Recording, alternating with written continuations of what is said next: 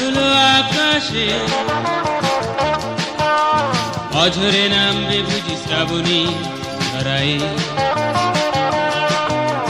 শ্রাবণের মেঘগুলি জড় হলো আকাশে, অঝরে নামবে বুঝি শ্রাবণী ধরায়। আজ কেন মন উদাসী হয়ে দূর জানায় চায় হারাতে। আজ কেন মন উদাসী হয়ে